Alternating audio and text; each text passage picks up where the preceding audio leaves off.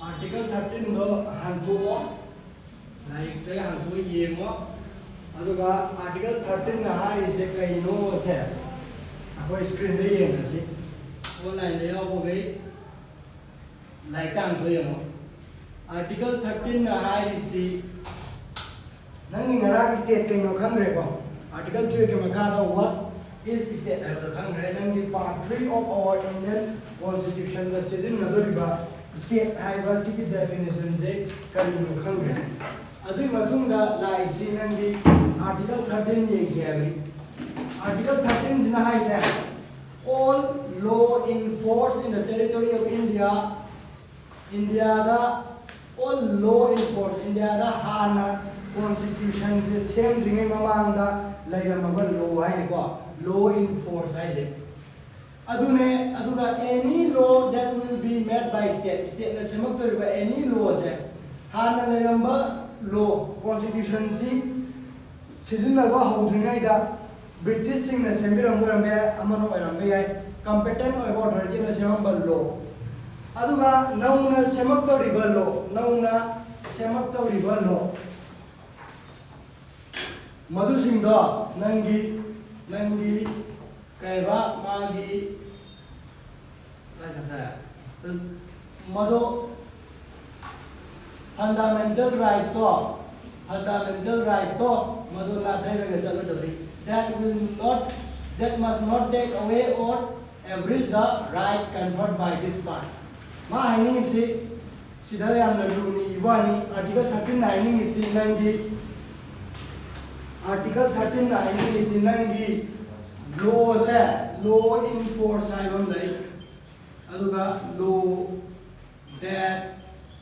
will be made by parliament haibam lai parliament semakadaba law enforce hai nangi constitution se laitringai mamanda British na palingai da hana semamba law constitution sema matunda adum sataraga laiba law example da IPC section gane mane am to widana IPC ga ido nangi thai nangi British pali matangi law ne ba CRPC criminal proceeding ko sumaina laiba mayam se sida sigumba ma lairame khalo madana ai go singsina nangi any law ni hana lairama any law nangi masina fundamental rights sibu na thaiba fundamental right bu thawoi sitaba fundamental right ki opposite da thabak toramo hai ba law sina fundamental right bu na thairaga lairama fundamental right thaira akoi ngarang right akai gai right equality gi discriminate to we are nam leidana adu singdo mana state ta thamiba limitation singdo follow toram da equality lehin da discriminate over the hai do nangi law ma le me hana mado discriminate over ma equality piram da fundamental right na thai na tro adu ita ra di hai ba law se sanna ba ya go ye na hai ne ba ngi article 13 yare ko mama anda le ramba law amata sanna ba ya roi fundamental right sibu na thai ram ba ta ra di ma yare ko amana kari ne ba nangi law kanana semakada ba nauna semakada ba law semadi parliament semane ko sumaina semak tawriba law sisu fundamental right sibu na thaiba yarwe ha fundamental right se akhoi dagi mat laga law semba yar example da ngasi haiba numit sidagi kanamata wangang ba yarwe ha example ni law ma semaya ko ada ga ko fundamental right of freedom of speech expression laibra laiko article 19 ni riau laiko malo law ma ni semjale fundamental right na thairi natro fundamental right usita me mo ngama law ma semjale adu ita ga di hai ri ko se sanna ba ya roi hai ya laiko hana leramba law enforce no na semak to rival law amata fundamental rights sibu na thai bi yaroi usita ba yaroi fundamental rights da piriba government da nangi state da thamiba limitation sing do follow tawrakan da law sema kada discriminate over law to sema yar hai jam samna equality bi da law to sema yar hai yare ko khange ba ada ba law na sai di hai sa kamai to law iduna अखोइना खांगी अगान होइदि खांगा लाबे लो से कइनेबा नंगी parliament खतंगना सेमबा अमदि लेरे लो से parliament सेमबा और नत्रगे नंगी स्टेटाइजेशन सेमसु याइको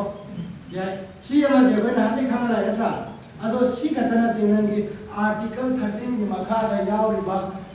लो हाइसे article 13 की मखादा लो ना सिदा पी हाइसे लो ना हाइसे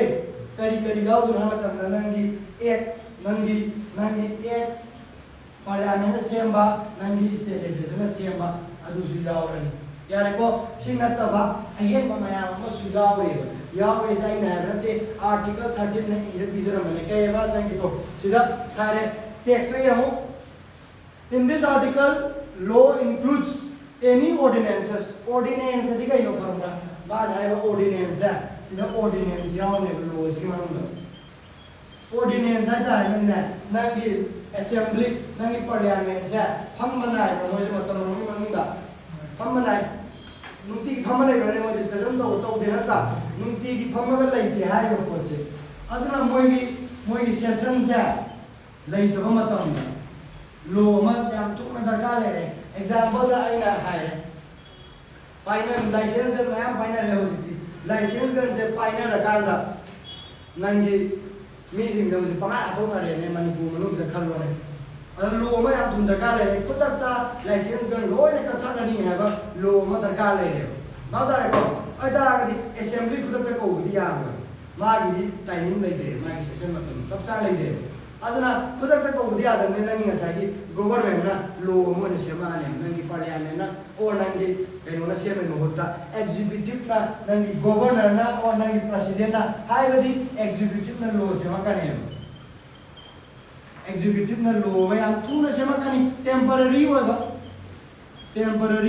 kari maram gi nang gi assembly or nang gi parliament do session laita adu akoi di yam athu da darkar le reba लो मा यारे को अदुगुम्बा वफम से ऑर्डिनेंस का वे when ordinance वसिगुम्बा सेमा इवन लो से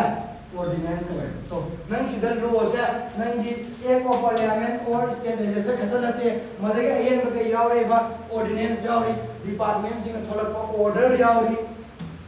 बाय लो नंग रूल्स मैम यावरी रेगुलेशन मैम यावरी नोटिफिकेशन मैम यावरी हाइरे एरमान खंगरा सुमाइना ऑर्डिनेंस तो सिला इवा ordinance order rule regulation notification kind of say nangi legislation na same na te moi di isang samna department ki thoda punna to natrawa yes asi sing bisu law na gane khana gane article 13 ni makha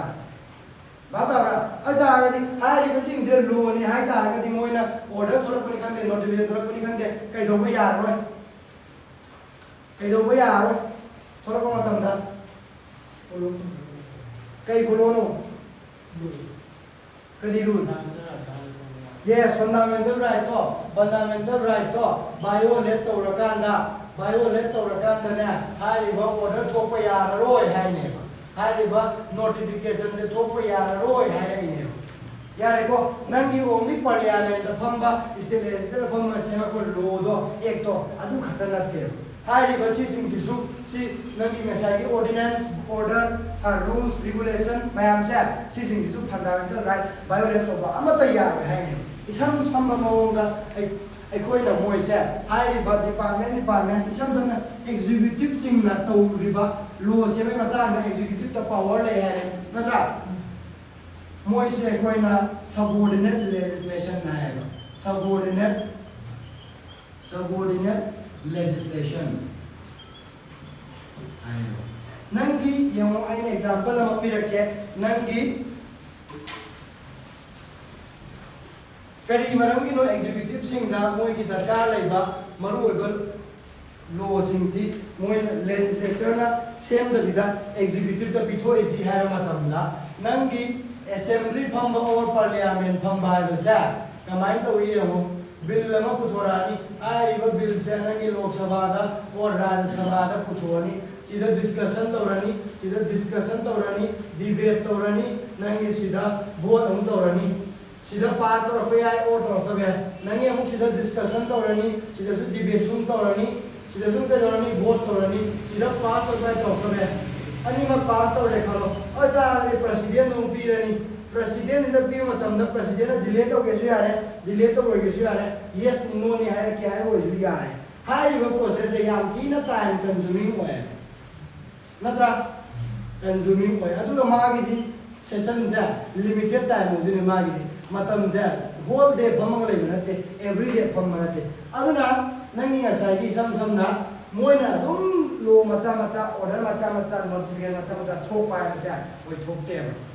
भाप तारे को अदुना नंगी acai department Singh तुदा Moina सेंबा की ओइबा लोलुदी सेमदो कांदा मधुगी मका तारकबा मतम मतम की मतुंगिना दरकार लेबा अदुगुंबा नोटिफिकेशन होबे आइ ऑर्डर होबे आइ अदुदी डिपार्टमेंट नो थोकचरोना हाइदिने भाप तारे को अदुगा नंगी असाई एग्जीक्यूटिव सिंहसिना मोइना तोबे महुता मोइना सुम तोर लेबे महुता नंगी एग्जीक्यूटिव सिंहसिदा मथौसे पीगिदोइने यारे को अदु तौरेबा नंगी ऑर्डर बाय लॉ नंगी रूल्स रेगुलेशन नोटिफिकेशन मयाम म थोले नंगी एग्जीक्यूटिव नंगी डिपार्टमेंट नत्रा हाई सिंगसे लेजिस्लेशन तो गदमनि असेंबा अदुमकु लेजिस्लेशन तो महुता डिपार्टमेंट नंगी एग्जीक्यूटिव तो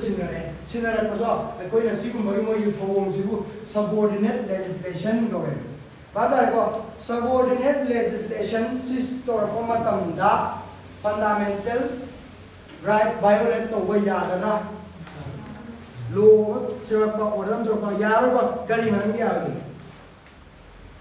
करी मरम की आगे नो भारी बा नंगी ऑर्डिनेंस नंगी रूल्स और सेवक को नंगी रेगुलेशन सेवक को नोटिस और सेवक ऑर्डर तो को फंडामेंटल राइट वायोलेट तो को यार होय ने मन खंगी से कमाय खंगी नो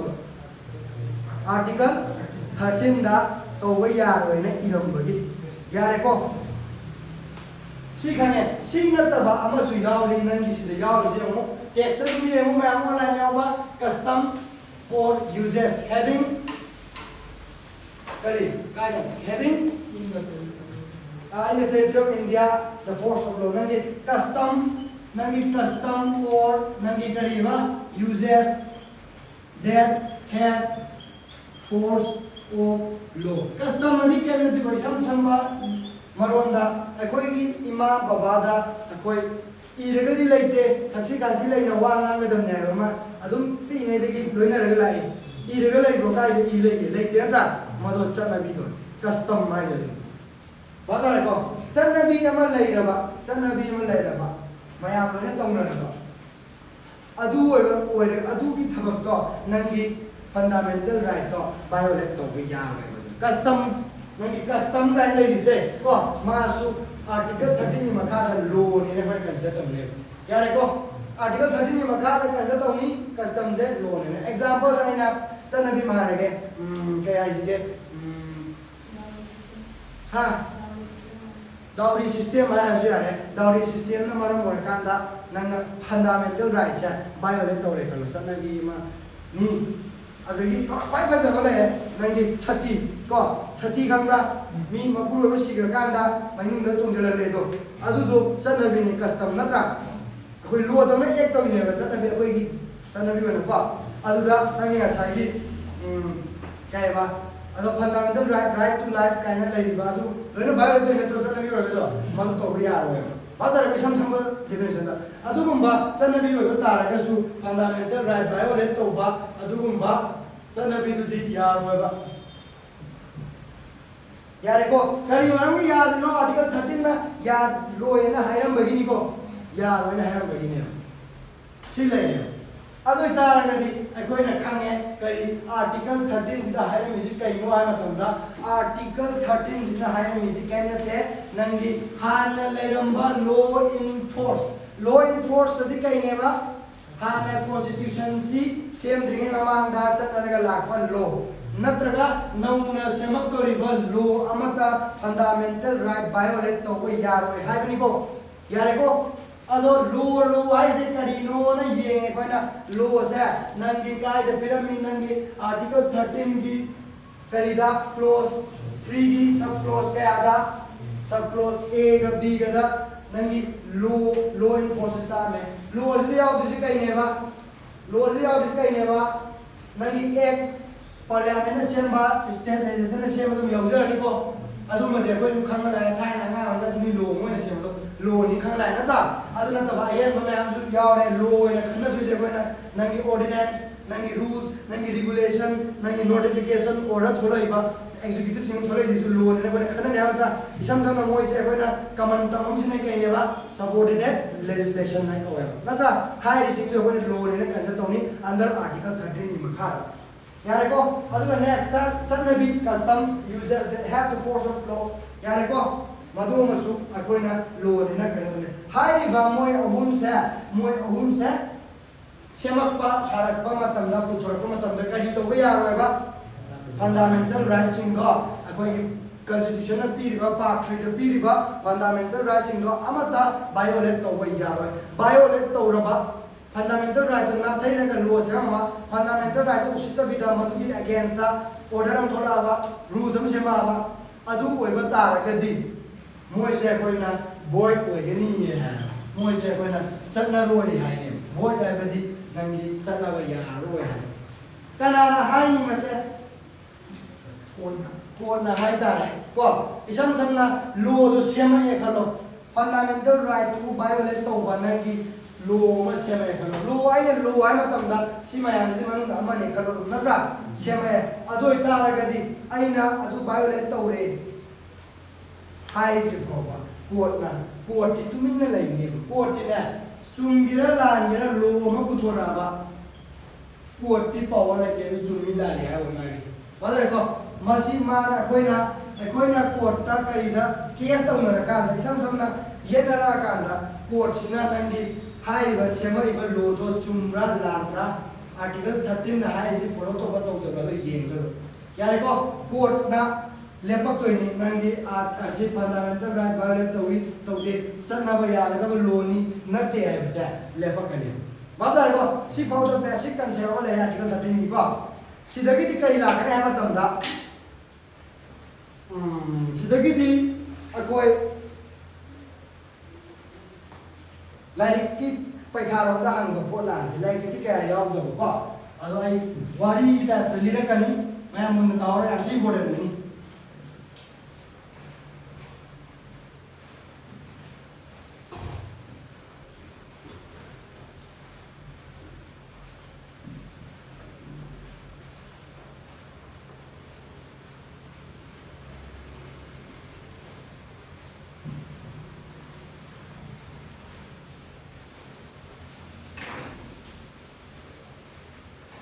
अखोई इंडिया से ब्रिटिश ना 100+ ईयर पालमी सही चनी रोम ब्रिटिश की मखा ले नंगी ngасai ge अखोई इंडिपेंडेंस फंगबसिदा कई दौरी खंबा इंडिपेंडेंस फंगदे ममांगा ब्रिटिश सिंग तरम चला बिसा तंग येंगसिबा नंगी ब्रिटिश गवर्नमेंट लाइरे हाइबा ब्रिटिश गवर्नमेंट ना अखोई की लाइरिबा हिंगोल हाइबा सम सम एग्रीकल्चर लैंड मैम से मोइना लोइना पाइसान दोनी मोइगी लोइना पोइरनी अदुगा मोइना अखन्नबा मी खरा खल्लनी मोइ से कोइना जमींदार कवि हाइरिबा जमींदार सिदा मोइगी एग्रीकल्चर लैंड से लोइना पिथोखनी जमींदार से मी अमा गतनते मयामनी मी मयाममा मी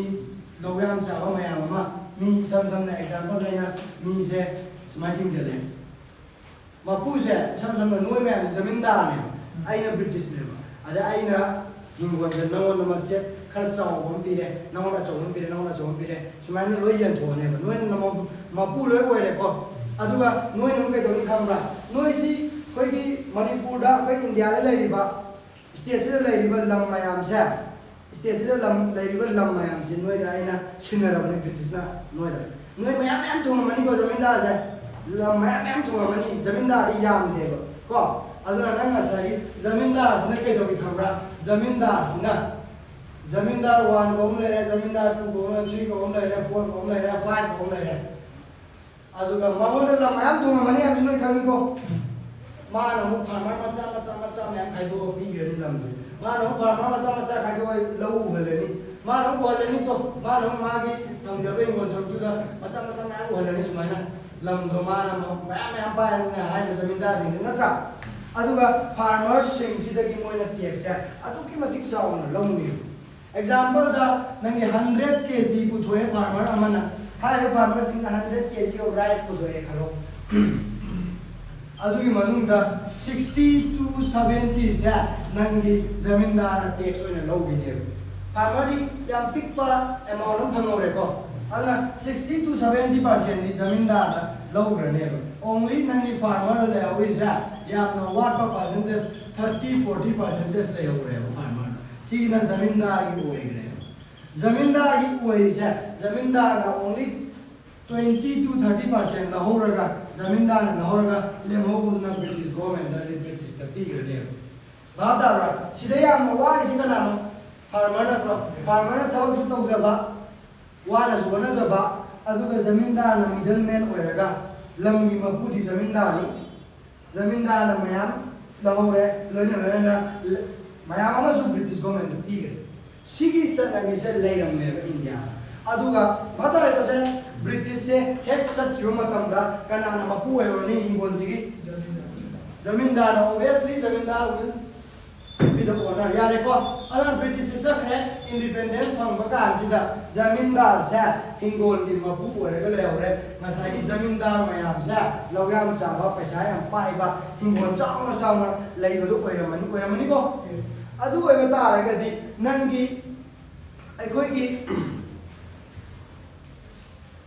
अखोई इंडिया से हेक निंग तंबगा अखोई इंडिया से मेनली एग्रीकल्चर दा डिपेंड तौबा कंट्री मु ओजनी नत्रा नंगी जमींदार सिना तौरमिबा नेचर दो टेक्स चावना लौबीबा नेचर दो तौबा तारगदी फार्मर सिंग से वावने हेगनी थबक सुनिंगा रोय नत्रा एग्रीकल्चर पोथोक से दुम हंथा दोय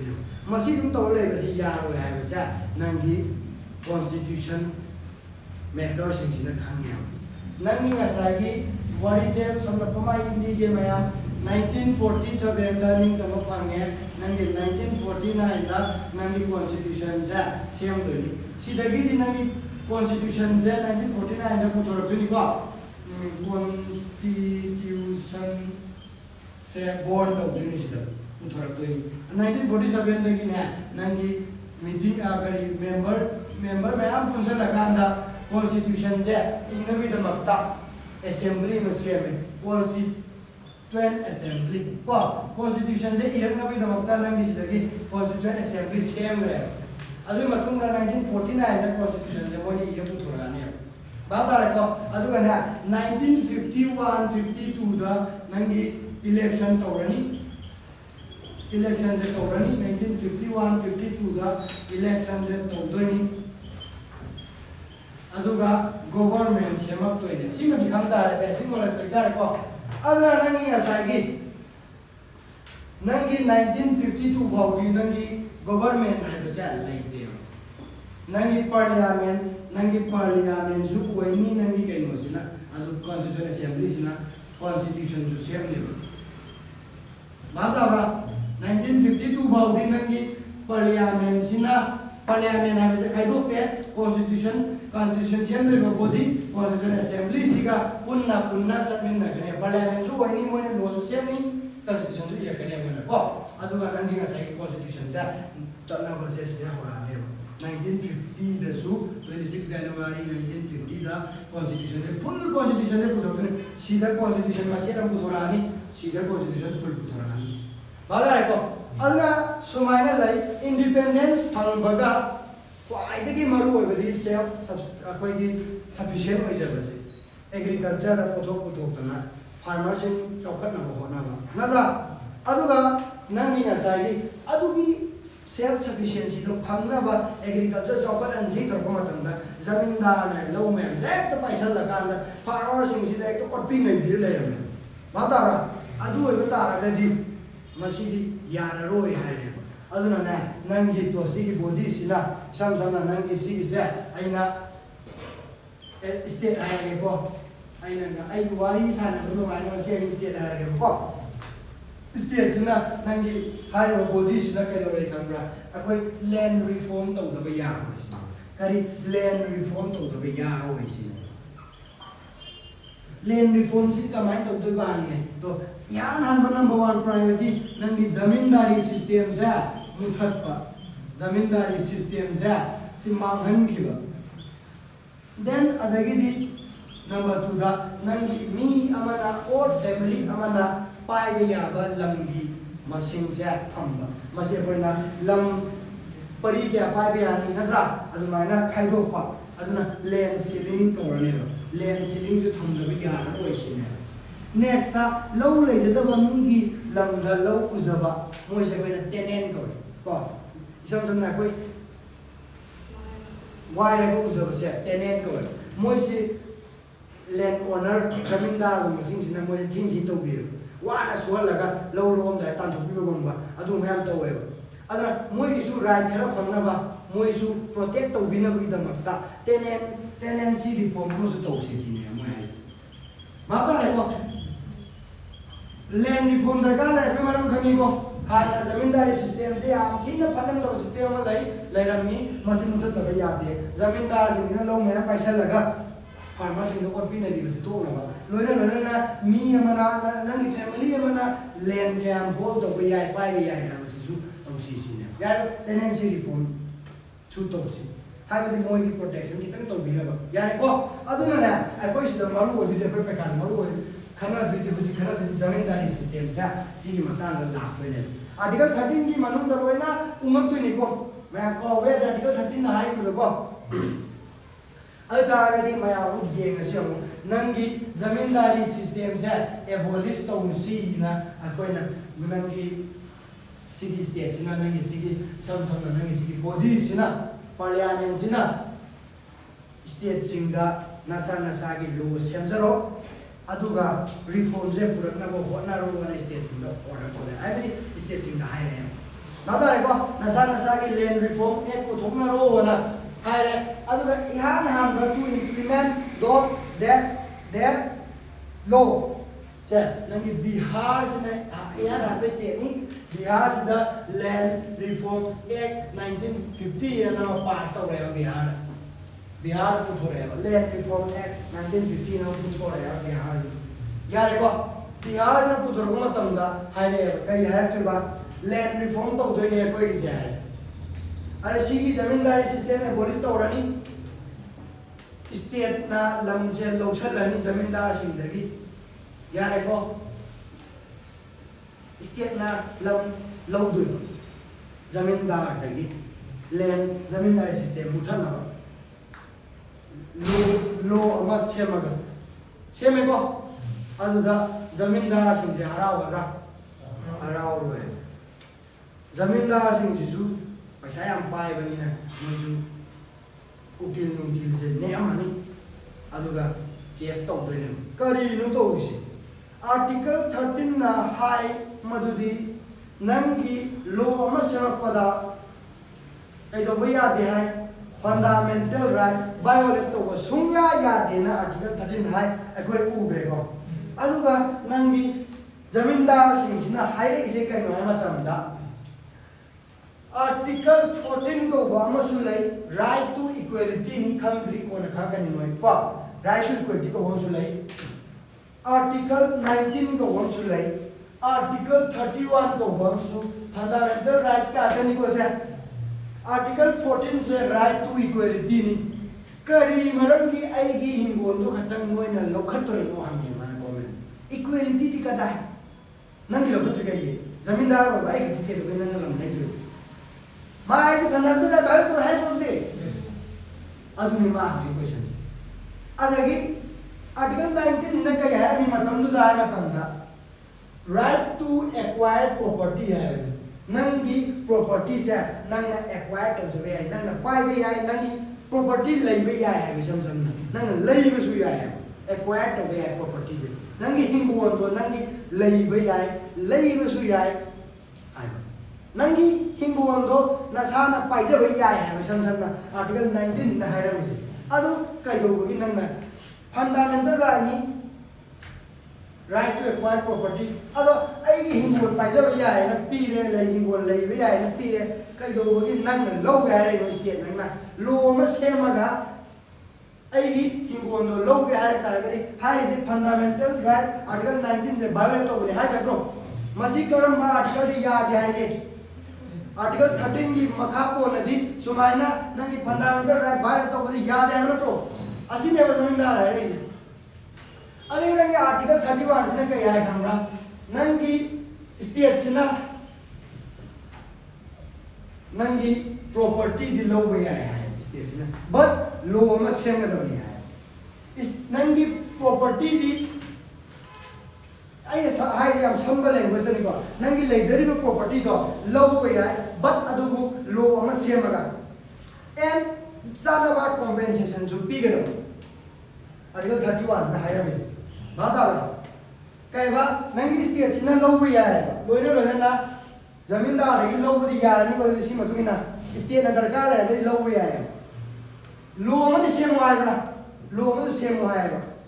अदुगा कॉम्पेंसेशन जाना वो बिरम हुआ है जमींदार है इसे फरेने सीज तो हो यार है साओ सीज तो हो यार है साओ नंग लोगे जो लो रो यार है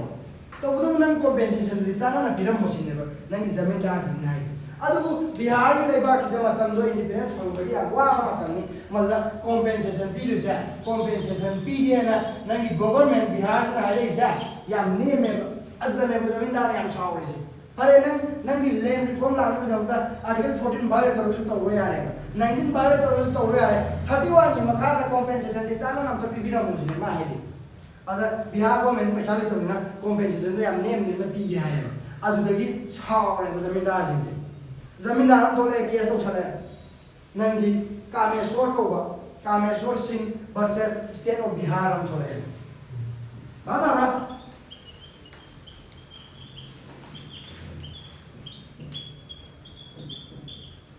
बिहार का नंगी कामेश्वर सिंह सिगा केस होना तो रहे बिहार का बात आ रहा 1950 की वाली अदुदा माना कोर्ट चले हायर कोर्ट सा योर ऑनर तो भी इस कहीं नो आर्टिकल 14 1931 बायोलेट लोइने तो रे मैं से मैं बोलूँ नंगी बिहार लैंड रिफॉर्म एक्ट से सीसना आर्टिकल 14 1931 बायोलेट तो है खंगा वाला तो मैं खंगे बा अता गदी मा से आर्टिकल 13 ना मरम कोइरगा मोय से बायोलेट तो वो याद है वो याद है ब्रो फंडामेंटल राइट बायोलेट तो वो याद है अदना माना है फंडामेंटल राइट बायोलेट तो वो लो समय योर ऑनर है अदना की कोर्ट ने कही है कि मतलब दा चुमीने हम जी चुमीनो है जो फंडामेंटल राइट बायोलेट तो आर्टिकल 14 तो रमे 19 तो रमे 31 तो रमे अदु ओइबा तारगा की कोर्ट के दौरान मसे कोर्ट के दौरान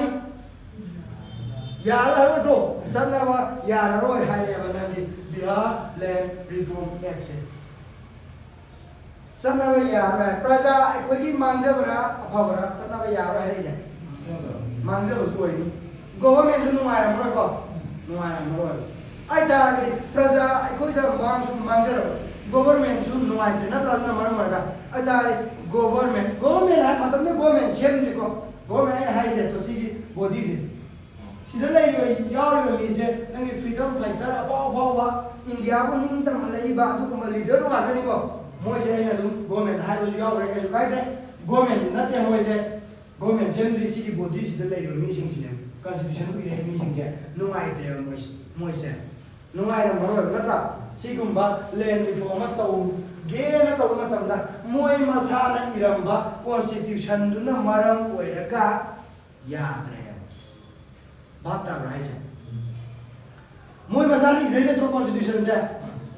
13 बारे तो भई आरो 13 ना फनांतरा बारे तो भई आरो ई रे अदो मोय ना पांजबा लैंड रिफॉर्म तो तोरके ना तगु मतमदा मोय ना इरंबो दुना मरम ओइरका अथेंग बबिरे सना भई आरो रे कोना Kameshwar Singh versus state of Bihar 1950 यारे को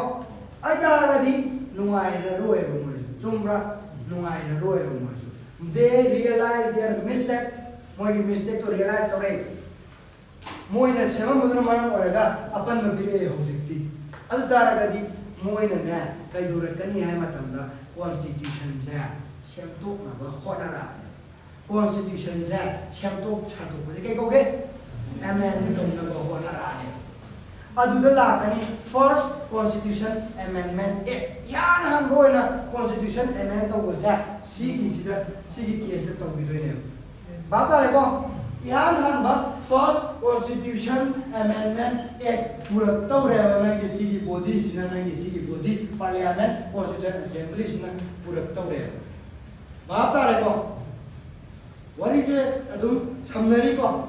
सुमाइना नंगी वारी नि के सुलिरा रो बोला रिता आइना कमाइना लाइनी ना खल्लगा लिरक बनी अदना नंगी असागी फर्स्ट कॉन्स्टिट्यूशन अमेंडमेंट सिना करी करी हायरके है उसने को मरु करी फर्स्ट कॉन्स्टिट्यूशन अमेंडमेंट मरम ओइरकांदा आर्टिकल 31A है हम हासले वा कइनो खंगरी आर्टिकल असि रहते 31B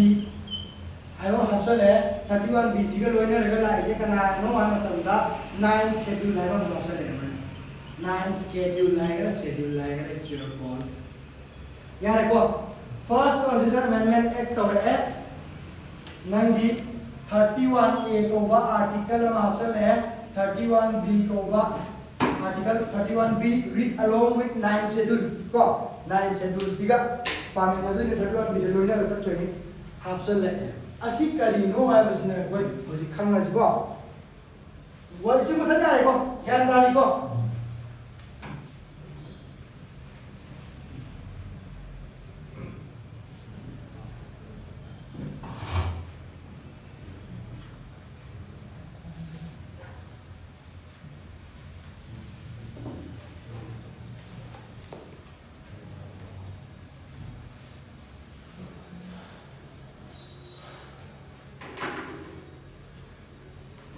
(31A) से ये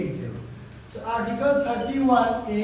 added by the first Constitution Amendment Act in high. Nangi 31A sida kari hare kamra. Aina na quote karapini. Aina quote karapini. Kai puno aina na sigi thabak se to guda bo iraba. Aina sida ma ki thabak ma pini ba. Nangi government in the sense nangi ngasagi constituent assembly or parliament do parliament na hire je mo hire se kana tamta moina tawgada ba thabak manga piye moina tawgada ba thabak manga ba tare ko moina tawgada ba thabak manga to thabak manga pi re A B C D E ko ba thabak manga se pi re moina ai na si thabak manga ri tawni ado sigi thabak manga se tawba matamda moi semto rai ko constitution se semto rai ni kai do ya na ba sai ki land reform to ya na ko hai ba A B C D E ko ba thabak manga akoi na to gani hai ba thabak si to ba matam da article 14 article 19 gi makha da article 31 gi makha da hai ba articles article hai se kai yojana se Article 14, 19, 31 kai wajno fundamental rights si violate tawe haidana kanamata yet pa yaro court na yet pa yaro sin samta mare moi thama manga to dori ba ko A B C D ko ba thama manga to dori ba hai ba thama manga sa tawna ba gi damakta moina tawrak pa matam da court na article 14, 19, 31 sa violate tawe hai bagi damakta article 13 ni makhada void pen ba yaroi na hai la eba bata ni bra aja ni sigi thabak manga le kari yor mani land reform to ba ya na ba zamindari system police to ba ya na ba thabak dum yor mani ko hen ka hai na khang ma thota de constitution de bazana iram gani adu khang ro se ba yang lain khang se ba thabak manga se to na bagi damakta moi se sem sara ko matam tor ko matam da sigi thabak manga se to no matam lo se ko matam da ek ma pass ko matam da article 14 19 31 se violate to we hai bi damakta article 13 ni makha da court na void pa be ya isam sam na judicial immunity lai da bani hai immune noi ba kan da game sana no lo na immune noi ba no ba san du adu nang sa gi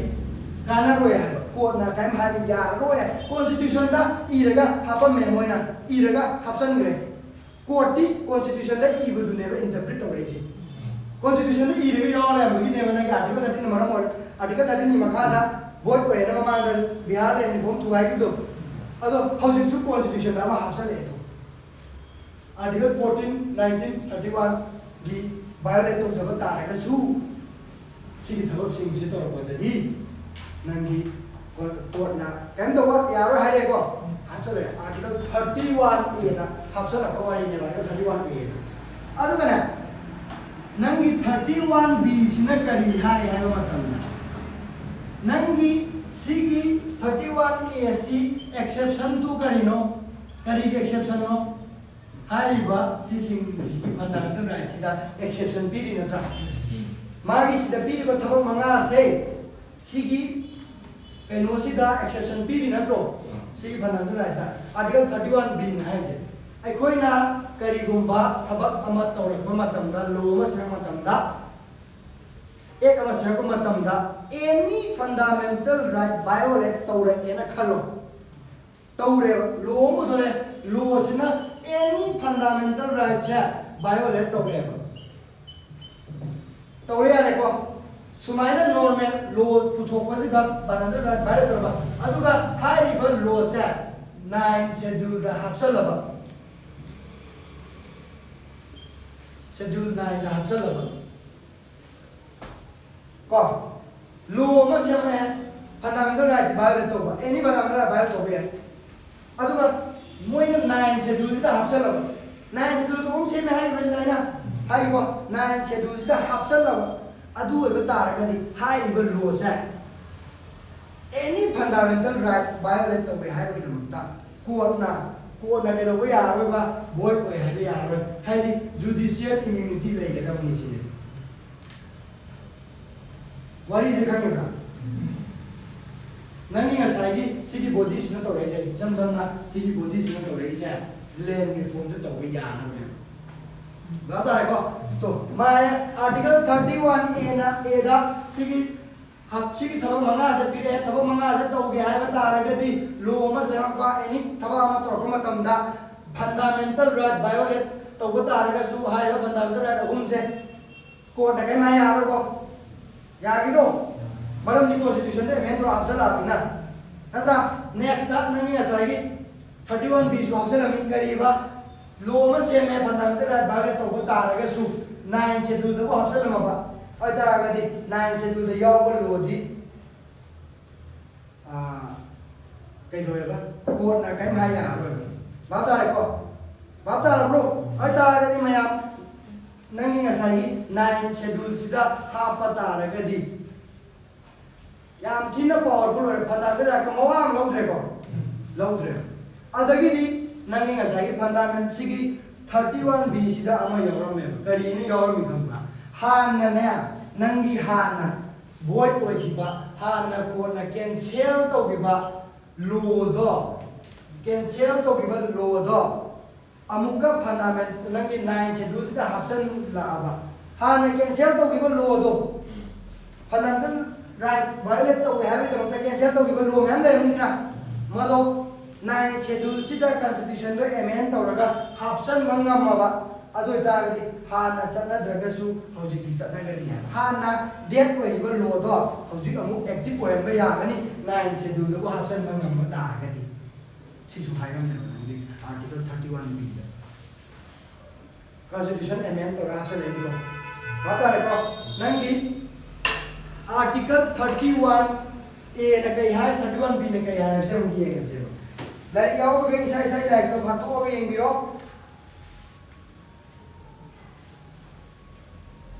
ai na ta hai na ti ko constitution da hai ma wa ta ni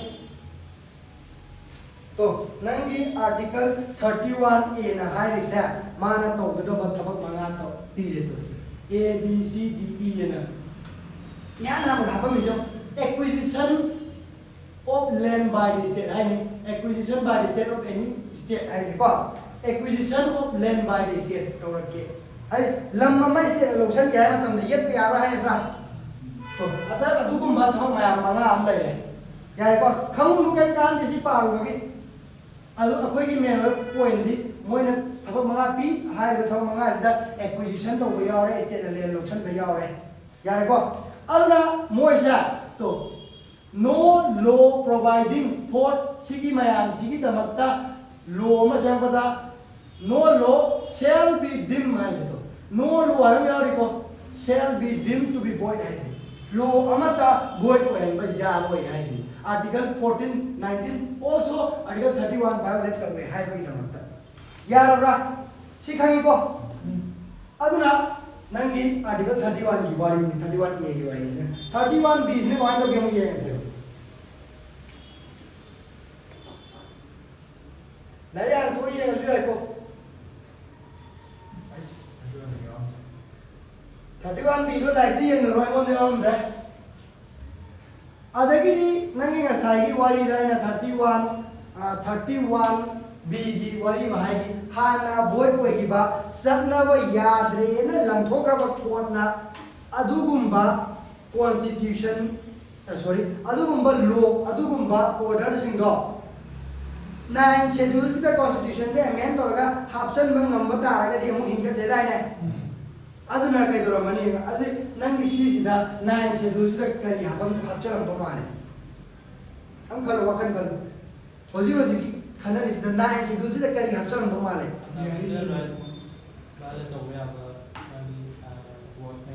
अदुदी हापम मने particular ओइबा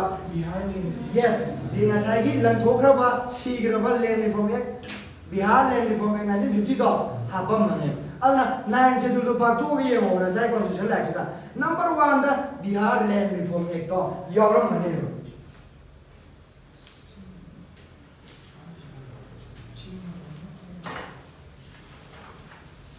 तो यावरे तो रे mo ma'am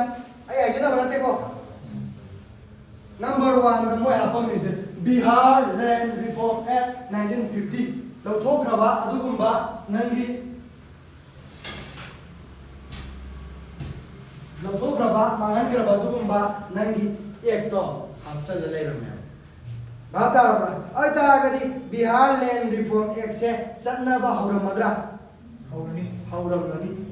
हौरमनी बातारको सी फाव ज्ञान तारी अयतागदि state मयाम मखल मखल state मथन दा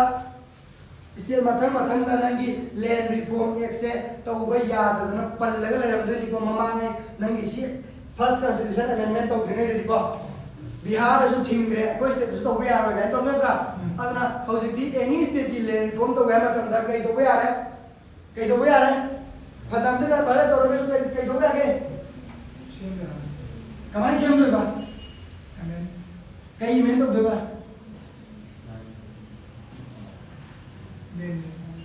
करी दापसन दुन 9 शेड्यूल दापसन दुन सो 9 शेड्यूल दी लोय तो यार ने है थबक खुदिम कनाम तो येपी ने बोले यार 9 शेड्यूल दापसन चुम द्राय से कनाना हैरमी बा करी न मरम होगा 9 शेड्यूल दा लोय ना हापसन बे यार नि कनाम थिंग ने बोले यार करी न है नो article 31 be read along with 9 schedule करम बा कॉन्स्टिट्यूशन अमेंडमेंट दा पुथोरपा फर्स्ट कॉन्स्टिट्यूशन अमेंडमेंट दा पुथोरे है यारे को अय तारागदि हौजे कोई फंडामेंटल राइट से वायलेट तौरगसु लॉ से म यारनी को या बो तारागदि लैंड रिफॉर्म दि तौरमनी प्रजा की काना बनत्रा प्रजा की काना बनि सुमी तो bu लैंड रिफॉर्म लोरा कांदा नंगी स्टेट सिना मथन लौथोर को तारागदि फंडामेंटल राइट से राइट टू वोट का जो लौथोर रखी हां खलो तो खलो फंडामेंटल राइट से वायलेट तौर कांदा लॉ से मदि यारे मौजिक नत्रा लैंड रिफॉर्म दि तौरे फरे काना रे कोइ द फंगी अदु नत्तबा लेवरे फंडामेंटल राइट करी बट फ्रीडम ऑफ स्पीच अदुदा डिस्क्रिमिनेट तौनु काय हाइबो फॉलोम द तौर तबि याबै चासु लेत्रो फंडामेंटल राइट से ओन वायलेट तौर इवन फंडामेंटल राइट को नंगी आर्टिकल 31 ए गाय हासो लेजे फंडामेंटल राइट मनु द केनो हासो लेजे तो फंडामेंटल राइट से 32 द लोजो तो तुये ते यावरगा अदादि फंडामेंटल राइट पार्ट 3 की मनु द केनो हासो लेजे तो एमेंड तो कोन तो समझना फंडामेंटल राइट से एमेंड तो याय ने तो हासन बार लौथोक बा मॉडिफाई तो एमेंड तो ये नत्रा फंडामेंटल राइट पार्ट 3 की मनु द केनो हासो ले एमेंड तो याय अदादि खरा लेरगा एमेंड तो थोकदि डिस्क्रिमिनेट तो कोई दोनी इदो होगदबनी इक्वालिटी पुरकदम इदो पुरोइदबनी इरक्ता आगदि मदुने ना अवाब हो जत्रो मदुगी पोतो नंगी कॉन्स्टिट्यूशन मेकर सिंगसिना खंगेबा अदुदा साउना खरसु यावे amendment to we na nangi fundamental right violate to we ya bagi po mo lai na oda nangi constitution maker sao ba no ai jata ba khara su lai re Jawaharlal Nehru party congress na majority ni nangi hai ba constitution assemblies da congress Jawaharlal Nehru team ni semani ni adra hangen momonda kari yunanga sigumba yamna draconian oiba yamna phattaba law ama nan constitution se amend torkanda article hapsale se kai no kari sina nangi fundamental rights ki value se loina mangan gre hai Jawaharlal Nehru ne khummi mana hai aina to wisa land reform se adu ki mati maru oi land reform se to ba ya na ba khatani atopa yamna hapsaloi mainly only land reform ki akoi objective se phangna bi damatani sigumba bana draconian oiba constitution amendment torkanda hapsalai se article hayo adu nangi Jawaharlal Nehru na ha mise yamna hapoi Trao doi trao mitra na kundra katani lo hap to se hayo badar ko adu hausi ang yemo ba 9 schedule do magi aroi bada number serial kya lege se 284 lai ramane fundamental right violate to ba law mayam do mayam ma hapsa lak thoi Jawaharlal Nehru na di land reform ni damakta yam na maru oi ba khulai ni na mama nai matam di puthok pe ramba adu misuse now to toriyo bata re ko aduna kari dorani khambra nangi ngasai wari sida case mathang la ni case mathang la ni chap ana case to pojini nangi Shankari Prasad versus nangi union adagi nangi Sajjan Singh case kai la ni Golaknath case kai la ni bala ko adu 31b na bare to we RC 14 19 31 yung by question mark 31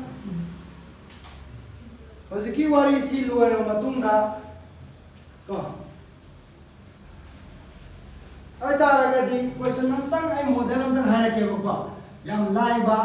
luba kasi ang luba ro yang lai bo jani nangi article 31b sina violate to ba yari si 14, 19 and 31 hariba article si khaktani na hai yes or no yes or no no kahan no ba yes article 31 b na 9 schedule da hapsa lakanda any fundamental right gare to ba yana ta samana question hangakpa ama thengnagre ba ko adu gi ne na यार okay अबे तारगदी next time लासे हौजिकी वारी दियो ने constitution सी amend तौरकांदा fundamental right सी amend तौरकांदा नंगी amend तौबसिदा fundamental right violate तौबा याय नथ्रो हौजिकी वारी दो कॉन्स्टिट्यूशन एमेंडमेंट हाइबा थबक सी तौरकांदा फंडामेंटल राइट वायलेट तौबा याहल नथ्राबा Ugre 31A 31B natra ala sai ai nai do article 13 ni makada nangi law se bi ba law ki din ke wai gra ndaro ye o parliament or state legislation natra adai di subordinate legislation natra subordinate legislation sing do lai ga adai di custom or uses natra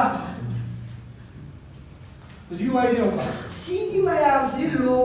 hai ba law ne kanani hai se puthor ko matam da fundamental right am da violate to bi ya ba natra fundamental right am da violate to bi ya ba ne no fundamental right must be violated I ne adu itara ne akoina huji ugre karina ugre nangi constitution amendment ek ama tawrakanda constitution amendment ek ama tawrakanda kaidawe ba fundamental right violate to ba yani na puthor ko natra हम तो question थे कई noise parliament सेंबा एक लो तौरी मयाम से नंग constitution amendment act से नत तब हम क्या होता है कॉन्स्टिट्यूशन अमेंडमेंट एक्ट से लो सिंग द आर्टिकल 13 में मखा दा क्वेश्चन जाने पार्लियामेंट तौबा सेमकपा एक ने बा नंग कॉन्स्टिट्यूशन अमेंडमेंट नत तब Constitution Amendment एक है जो पोस्ट है ना यहाँ ना बा आर्टिकल क्या तो बोला है कि 360 तो मतलब दा पार्लियामेंट ना खत्म तो बोला नहीं है जो लॉ में सेम का Constitution Amendment एक से तौर का अंधा नंगी 31 ए पुथोरे 31B read along with 9 schedule पुथोरे अदुगा fundamental right violate तो वो याना पर law से वो याने है ना तो Constitution Amendment दी fundamental right violate तो वो यार इसे करी गिनवा में Article 13 की मकादा law की definition दा नंगी Constitution Amendment एक से यावब्रा हमें वो जी वाली संब्रा खंगी को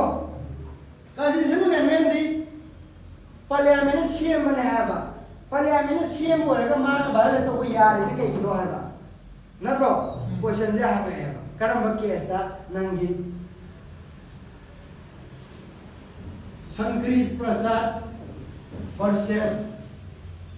यूनियन ऑफ इंडिया है केस दा है मार्च 1951 में दो मारी को शंकरी प्रसाद वर्सेस यूनियन SNKRI स्पेलिंग से चोंबे रंबे खम देखो शंकरी प्रसाद वर्सेस यूनियन ऑफ इंडिया है करीना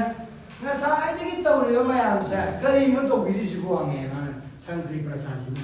Constitution Amendment एक से कमायना न पार्लियामेंट सेम होएगा कमायना आर्टिकल 13 की मखादा माज लो और दो हमें Article 13 की मखादा लो इधर के ना फंडामेंटल राइट भले तो भी आवे ना इरम अपनी को अदना Constitution Amendment एक से कमायना लो और दो हमें लो ओइब्रा ओइदब्रा हम तो तापी उजा साय तो रे योर ऑनर ला हमें आदा योर ऑनर न खुमई से ओइदे है के वारी ने ओइदे है के वारी ने योर ऑनर न खुमई बाजार को योर ऑनर की मागी आइडिया से कहीं नो नंगी कोर्ट सी की मागी आइडिया से कहीं नो मतलब ना कॉन्स्टिट्यूशन पार्लियामेंट की फंक्शन अनी ले अमना नॉर्मल ऑर्डिनरी लेजिस्लेशन तो हुआ ऐबदी इसम चंबा लॉ सेंबा अमना कॉन्स्टिट्यूशन अमेंड तो हुआ कॉन्स्टिट्यूएंट पावर है तारे कॉन्स्टिट्यूएंट पावर कोर्ट ना है से पार्लियामेंट की पावर अनी ले ऑर्डिनरी लॉ से में पावर अमा कॉन्स्टिट्यूशन से अमेंड तो पावर अमा अलो ऑर्डिनरी लॉ से में की पावर सिदी ना नंगी मोइसलेगी पुथोरका पोत to the product to the मासे लॉ होइगने constitution amendment to the law होइसिने योर ऑनर न घुमैजी बात तारे को आई तारागदी हौजिक फाउबगी ओइना नंगी ngसाई की कॉन्स्टिट्यूशन अमेंडमेंट एक से लोरा आर्टिकल 13 की मखादा नत्रे है रे को नंगी 1951 फाउबगी केस सिदा शंकरी प्रसाद वर्सेस यूनियन ऑफ इंडिया ना हाइरे नंगी कोर्ट ना हाइरे हाइरी मागी ने Constitution Amendment Act सिदी लोनी हाइना कंसीडर तौबा यारोए आर्टिकल 13 की मखादा यारे को अदु माना ऑर्डिनरी पावर दो सिजिनरकान सेमकपा लो दुदी नंगी आर्टिकल 13 की मखादा लो होइगनी यारे को हाय सिदगी पुथोरपा लो और एनीथिंग दुदी नंगी फंडामेंटल राइट बारे तो यार है किसन समना नंगी सिदगी पुथोरपा प्रोडक्ट दुदी फंडामेंटल राइट बारे तो यानी है नत्रो 31A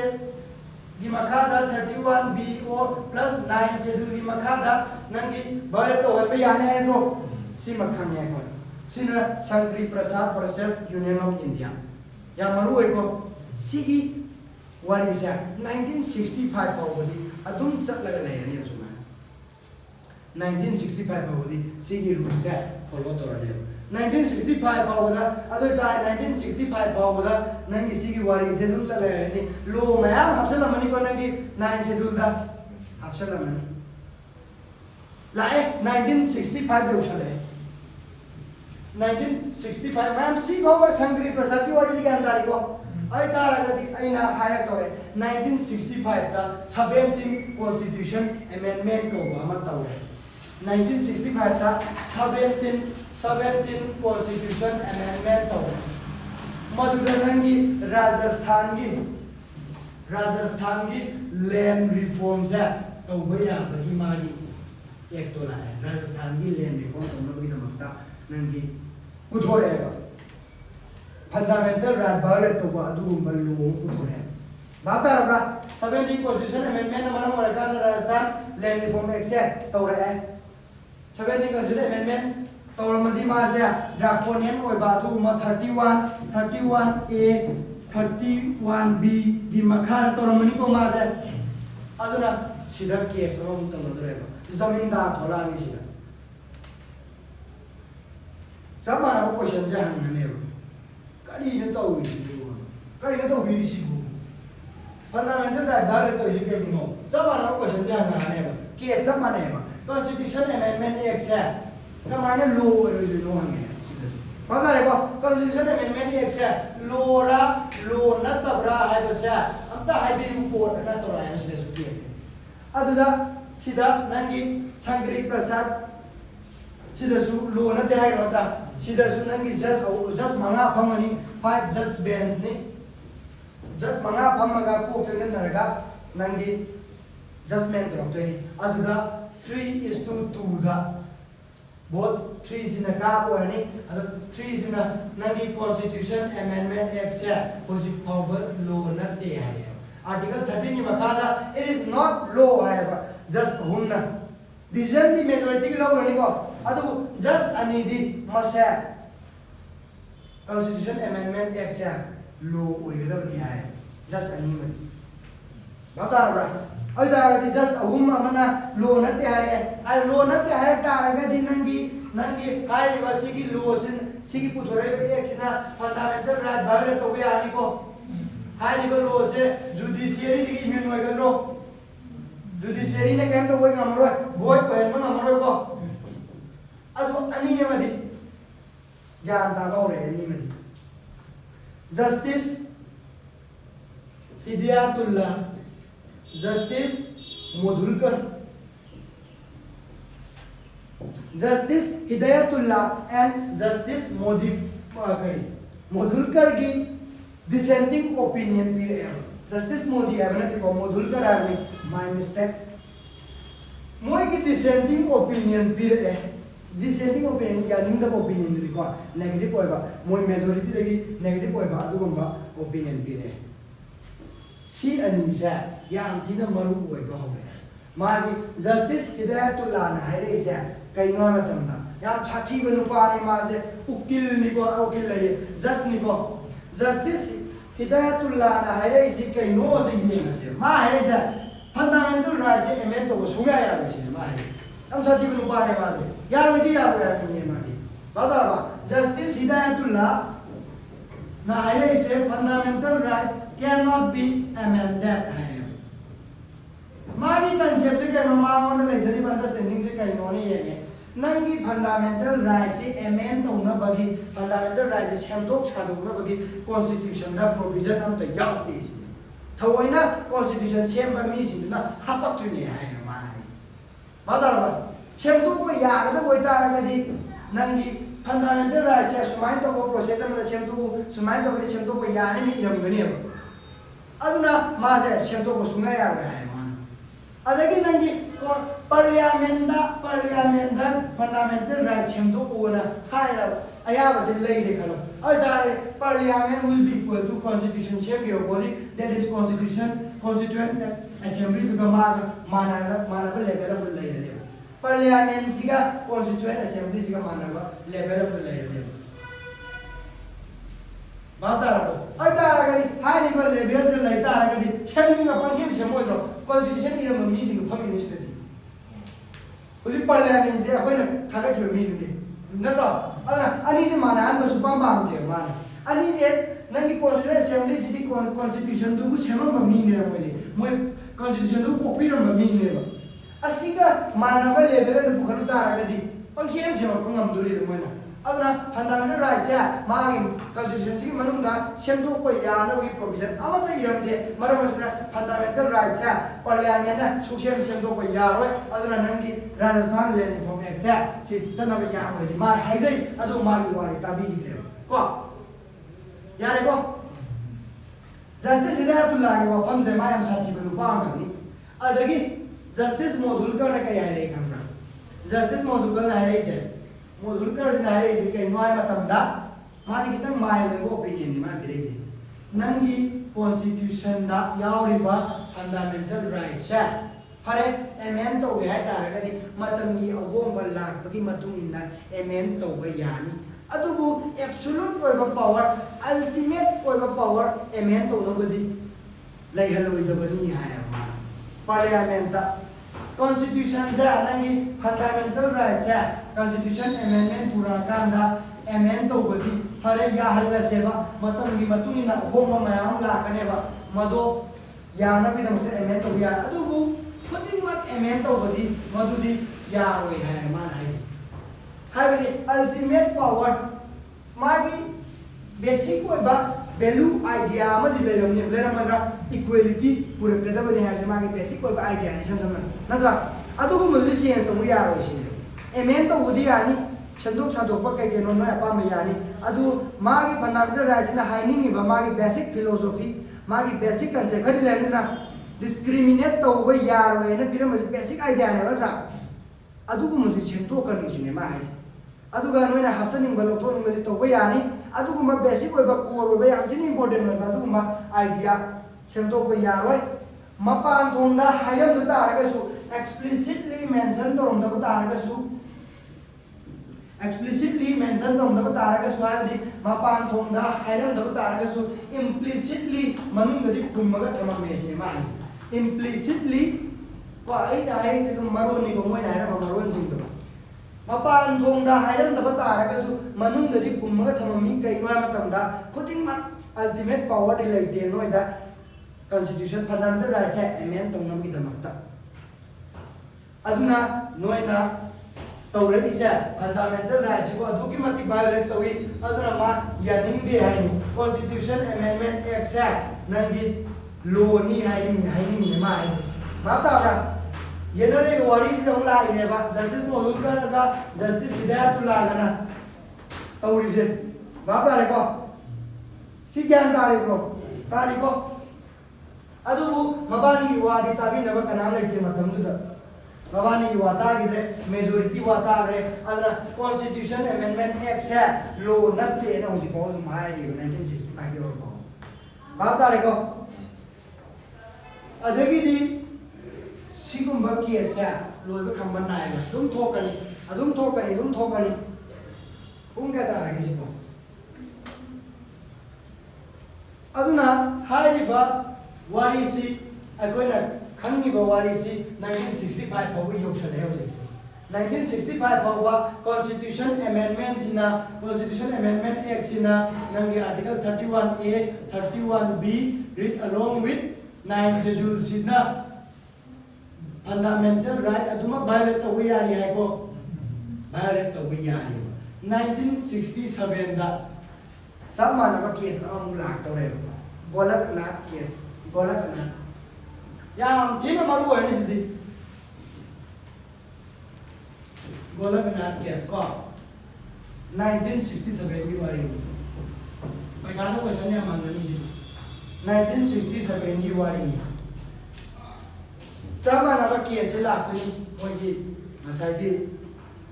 लैंड रिफॉर्म से तोरा बना तमदा नंगी मसाइदी कॉन्स्टिट्यूशन अमेंडमेंट तोरा कांदा फंडामेंटल राइट बारे तो वही याबरा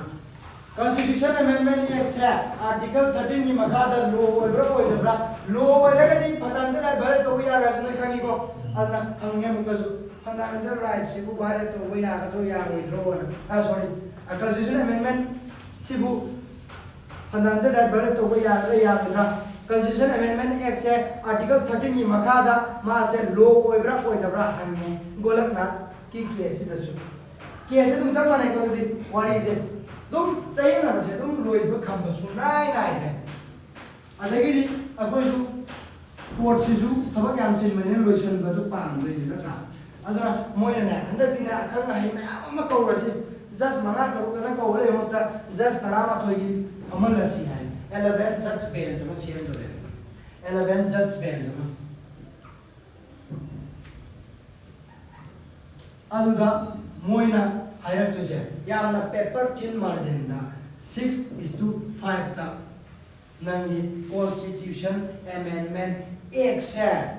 Constitution Amendment Act से Article 13 की मखादा law ओइगनी है last करिए 1967 निको वाली से मैम Constitution Amendment Act से law ओइगनी है metre common Constitution Amendment Act is a law under Article 13 की मखादा law ओइगनी है भागता बा अदारगदी fundamental right violate तौबा याबा Constitution Amendment Act पुथोपा यागिलो यारोइबा no Constitution Amendment Act can violate fundamental right अदो इतारगदी any law मा 9 schedule दा हाप्सन बा यागिलो 9 schedule दा हाप्सन लगदी violate तौबा याय आइ नत्रो अदना 9 schedule सिदा law अमता हाप्सन बा यारोइबा हौजी 9 schedule दा केमता हाप्सन बा यारो इसाम समना fundamental right violate तौबा पोट अमता पुथोपा यारोइबा Article 13 की मखादा Constitution Amendment Act से करी वहेंग्रेबा law वहेंग्रेबा law वहेंग्रेबा Article 13 ना मयेक सेंगना हायनी मदुदी कइबा मतमदा Article 13 की मखादा law न पीदिबा definition से यावरिबा मंगी body मैम से नंगी थबक थोंग मैम से तोरपु मतमदा fundamental right अमता violate तौबा यारोइना हायनी मतमदा Article 13 की मखादा Constitution Amendment Act से हाप्सन बता रगदी Constitution Amendment Act ना fundamental right violate तौबा यारोइ खंगेको 9 schedule की चलना लेत्रेको 9 schedule हुजी क्यों है चलना दरे तो है 1967 में वाई कोई ना हुजी है अदुदा गवर्नमेंट ना नुमाइरमगद्रा गवर्नमेंट दी मोय कुसिगा सितो बुदो पाम से को ना थिंग दो मोय किसु पाम दे अदर गवर्नमेंट ना नुमाइरम मतंग सिदा लाइक तदी थिबो पाम कदा न कोजि थिबो पाम पॉलिटिक्स की ओय वारी मा हाप्सन बिया है हेन ज्ञान तागने लीजुआ वाली मिन माथा खंबा अदर ngसाई सिगी मतंग 1967 दा सिगुंबा कोर्ट ना रिजोल्यूशन मा पोरे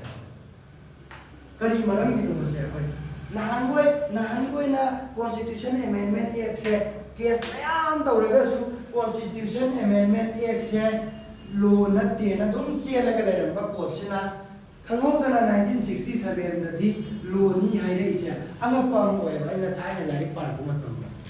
कमाइना नो करी ओम बलैबेनो थीरुरकांदा पॉलिटिक्स ते याम मरी लेनरमे पॉलिटिक्स दी लाइक इया देना अदर कई ओइ खंबा नंगी 1965 स्वाइदा नंगी कांग्रेस की अफाव लीडर सिंह लोइना गत्त ओइग्रे सिग्रे दाइ सिग्रे बैतरनी लानग्रे बातारबा नंगी ngसाई मतम मदा मपान याम तीन लिंगबा कांग्रेस तो हौजिक हौदोम ओइ लेरे क्रेक चलेबा कांग्रेस से मतम दुदा इसम संगा कॉन्स्टिट्यूशन सेमम भाग कॉन्स्टिट्यूशन असेंबली दा फम मैम से कांग्रेस की नि आतने अयामना पावरफुल याम ठीक ओइबा मोइना हाइबदी अदुम इनिमेबा कोर्ट से बादारा मोइना इरमिना तो कॉन्स्टिट्यूशन दा कॉन्स्टिट्यूशन ने इरमदो कोर्ट ना कॉपी तो हाइबने मतम दुदा अदुबु हौजिकती कांग्रेस से मराई जाइथरे लाल बहादुर शास्त्री गाइदो सत्के पाइग्रेबा जवाहरलाल नेहरू पाइग्रेबा बादारा को अदगिदी कांग्रेस मनुंगसिदा मोइ फम्मुना लेरेबा amana oini prime minister no oini amana oini Indira Gandhi famdu luni situda batarba adwai to udagi ne do ya matamda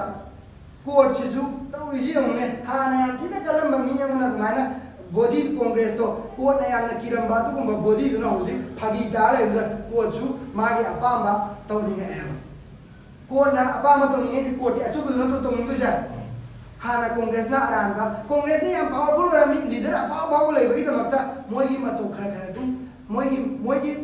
थबक तो दुम हाइदि मोयना कांग्रेस की सिंगना पाबिदो मोयना फ्रीडम सु पुबिरे इंडिपेंडेंस सु पुबिरे मोयना मोयना पामदो कोट सु अपाम मोयरमे अदु मोय सिगर कांदा फागी दा मिंगा लेहरे Indira Gandhi गुंबा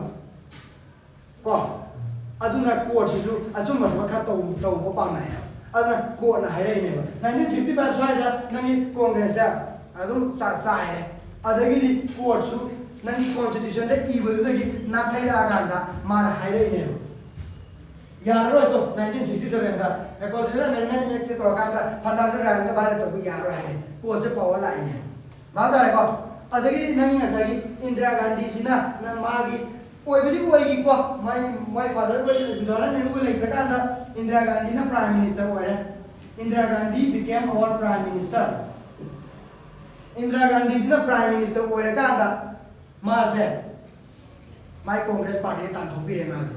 magi ludo nesar khalai bari ko kai nesar no mana party ke yana rakta bade ke hai ya ko manung jangjal ro se ba vote thada ganu na Congress ki mi du da mana vote thada Congress ki mi bole pase sida vote thada dara mana khondu ko lai ramme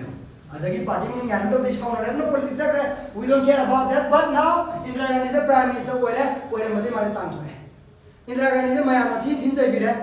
Karine Saibire, Madi Wang Sete, Madi Congress ki puppet ni Madi Aduni Madi Adani Saibire, Indira Gandhi Sakra, Indira Gandhi ki Magi party Malikasare Congress Ahen to woman. Batareko, what is it? Samnari Bodum. Adaki Nanga Sagi, Indira Gandhi say Masa, Akoi, Amtang di Masa Mana Kaleva, Amtang di Ay Mayam say, I say Apawa Mini, I say Amtina Limba Mini, I am the good case in him. Yareko, Magi Oiba, come back among Lactor Indira Gandhi. 1971 the election lay, general election. 1971 the election lay. Mother the Mana Yaptina one on Nazareth, elections a pattern the man vote comment. Mana ID Hana Lemba Congress to give Minate, Ma Easy, Yaptina as the Gitonan, but me Magane parties. I want to vote with you, I want to vote with you with the agony. Nanging aside, Golat Nat Kiesta. Nangi Goraknath ke sta constitution amendments hai tawrkanda nangi reform to boda ating matham gibra thamgi ko ai reform mayam purakani Goraknath ke su na thai pa mamba ai khulai mayam puthorkani hai man court na hai se mawa lo da bida ai thok ma tawrkanda ai noi lai rawa praja singh si ki damakta ai reform mayam purakani adagi princely state singh si da paisa khan ka piram meba privy person to aga princess state option ai India la the moi forsa oina paisa ga piram meba maru muthat tani ni ma ai agoi in central government India dagi paisa chali na to sam na adugi thabak chata bi muthat tani ga ai ma wa thua khu de ne India praja singh ji bata ko privy person ka ja ai muthat tani ai reform la kani socialist oiba Mawang Madai, Yamtina Nairkani, Ganamana, one another, both a Komana, Indira Gandhi, both Komakana, ultimately 1971, the Masa, both Kare, majority Pangme, Sarkaz, Mana, same. 1971, Masa, Prime, Agodi, both Kare, majority Pangme, government, same, Prime Minister. Bata, what is this Hangarego? Goraknath ke sta court na amata tawba yaro hai ro natra haiza taraga su mana jinda to Indira Gandhi na aduga mana 25 Constitution Amendment Act 26 Constitution Amendment Act 20 ke 4th Constitution Amendment Act 29 Constitution Amendment Act puthor tawre kari yo sigdo 24th Constitution Amendment Act 25th Constitution Amendment Act 20 ka 6th Constitution Amendment Act 29 Constitution Amendment Act sa Indira Gandhi na puthoga naira aneba naira pe wai na hek to ya re ko kyan ta hoy ko